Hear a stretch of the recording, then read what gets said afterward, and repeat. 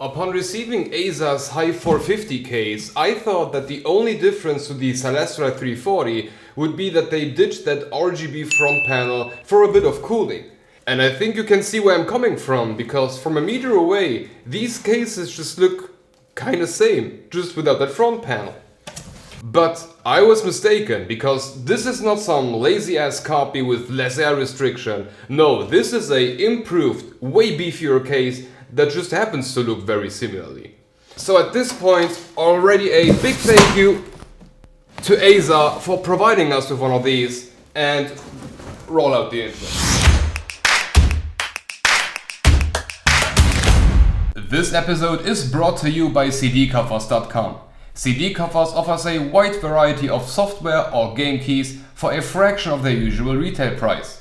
You can get your usual PC game codes or even library codes for things like Steam, Uplay and Origin. But the most important part for us are these software codes. Here we can get software activation codes for things like MS Office or Windows 10 for a ridiculously cheap price. And right now you can not only use the promo code TS20 to get a 20% discount, but also combine it with their Black Friday sale to make the already cheap Windows 10 license even cheaper and then even cheaper. If you want to get that nasty activation message away, make sure to head down to the links in the description below and don't forget to use the promo code TS20 and combine it with the Black Friday sale, which ends on the 18th of December. So, let's get started. Features. A mid-tower case with support for up to 80x motherboard size, 4 drive spaces, 2 behind the mainboard for 2.5-inch drives, and 2 in and on top of the hard drive cage behind the PSU for 2.5-inch or 3.5-inch drives, which is removable. To 160mm CPU cooler height, up to 390 GPU length, 7 reattachable PCIe brackets, support for 7 fans, 3 120 or 140 spots in the front, 3 120 or 2 140 spots on top with a dust filter, a 120 spot in the back with an included ARGB fan, a ARGB controller in the back, space for 240 red on top, a 360 red in the front, and a 120 red in the back. And of course, a tempered glass side panel. Okay, with that out of the way, let's take the Celesta 340 case next to the Hive 450 and see what they've actually improved. And this should be almost a perfect comparison, because these cases do not only look almost the same, they are also priced very similarly. So the most notable change would be the front. They decided to ditch that whole RGB compartment in favor of an extremely thin front with only a metal sheet. So at this point you've already won a centimeter and 2 on the inside, and there is almost nothing at all in front of the fans. But I'm saying almost, because they've still included a foam-like dust filter in there, and unfortunately we already had cases where these were in use and their performance was... So I will probably make a dedicated video talking about this topic with this case in particular, but that's for another day. Anyway, just by looking at the front, it's obvious that they tried to redo the whole look and feel of the case while favoring cooling performance over optical features. But they've used the money they've saved on other places. The feet got a little bit of attention, where now they are a bit bigger and square, so taste. The PSU tunnel now has a little cutout, and they've upgraded the dust filter beneath it, where instead of a simple sheet, now it's a slidable, robust fabric piece. The top fan spots got a bit optimized. Before there was only support for 2 fans with way too much wasted space around it. Now it's a bit narrower but longer, where up to 3 120 fans can be used. And one of the best upgrades in my opinion is in terms of cable management. They didn't change much here, but they've added these little rubber ceilings here, which are just hiding a bit what's behind them and maybe preventing you from damaging your cables if you pull too hard. But it's things like these that are contributing to a case being better than another one, and only for a couple of cents, so keep doing this. Another thing that isn't obvious at all, this case is built way sturdier, or its level of quality is much higher. And I'll try to demonstrate that.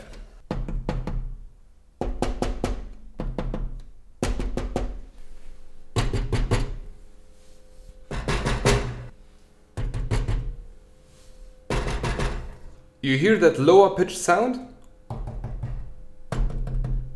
That means stronger. And overall, if you touch it and press on things, it's just overall a bit better. Now, before we build in this, let's quickly address what they didn't change but should have. The top I/O. With only one USB 3.0 and two 2.0, this is definitely last gen and it should already be changed by now. So if they ever decide to go over this again, this has to be changed. Okay, so now let's build in this and see what there is more to say.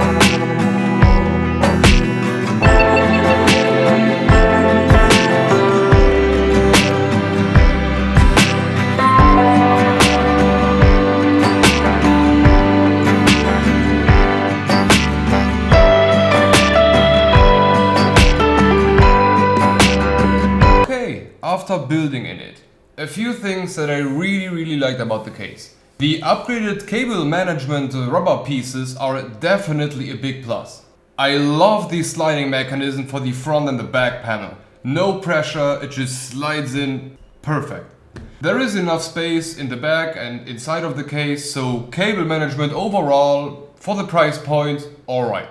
The removable hard drive cage, great. The overall feel of the case, it's a bit stronger and more stable. Not that the Celesta 340 was any cheap, it just feels better overall. The included fan was also a cool little plus. It's not an extremely good fan, but it's free and it's RGB, so nice. Yeah, I'm installing Windows. And the reattachable PCIe brackets. I don't really care much about them, but I know that other people do, so sure. And now on the things that I really didn't like at all. And it's basically one thing and it's really obvious, the I/O. It's just last gen and in my opinion the biggest negative point about this case. Just changes. If they go over the case once again, please, just change it. On a side note, spec sheet wise, the top only supports a 240 rad. And I really don't get why you wouldn't be able to fit a 360 in there. I think if you lower the back fan to the lowest point, it should be alright. But we do not own a 360 rad right now, so no checking for us today. Although I would really have loved to check it, but yeah. And that's basically it. For the price point, there is not much to expect, but they did deliver a hell of a product for less than 50 euros. So the last thing I really wanted to do is compare the Hive head to head to the Celesta case. Because obviously they are meant to be compared to each other, while the Hive is more cooling optimized. So let's move all the components to the Celesta and do some more benchmarking. And for this, we've used our locked Ryzen 5600X with a Be Quiet Pure Rock Slim, a RTX 2060S, the included Azza fan in the back, and 3 Noctua NFF12s, 2 in the front pulling air into the case, and 1 on top pushing it out. And then we just hit all the components with heavy load and just waited until the dust settled. And here we have it. With all the fans cranked up to their max, the Celesta 340 managed to keep the CPU at 57 degrees C and the GPU at 46 degrees C, while the Hive got these numbers down to 54 degrees C on the CPU and 44 degrees on the GPU. These 3 degrees may not seem to be very much, but it's almost the exact same case and it's just switching out the front panel. And for what I can tell, this thing is a airflow beast. There is just nothing in its way, the air just flushes through the whole case. And looking back at all the other cases we've had so far, I think this is clearly the cooling performance winner for now. But one last thing I wanted to mention again, I just cannot ignore my past encounters with that foam inside of the front panel. Of course, without it you have essentially a dust collector. But we've done a video on the Intertech X3601, which had the same material. And there the difference without the foam was like 20 degrees C under our special no fans on the CPU condition. So this will definitely need to be investigated. And no, the Intertech video was never released because we filmed it on our old camera and we had already switched to the new one and we didn't want to go back, so scrap video. Anyway, this should sum it up for the Azza Hive 450 case. Overall, I think a very nice case, especially for the price point. And right now it's going for slightly less than 50 euros in Europe, and I saw it on Amazon US for $70. And that's around the same price as you would pay for the Celesta 340. So looking at both cases, it's a decision between that nice looking front RGB effect of the Celesta and the airflow and overall quality upgrades that the Hive brings to the table. Anyway, we hope that you've liked the video, but you can always tell us your opinion with a thumb up, thumb down and the comment section below. And make sure to be subscribed, because right now I will be starting to rip out that foam and just investigate what will happen to the cooling. So that video is coming. But until then, have a look at one of these totally random videos.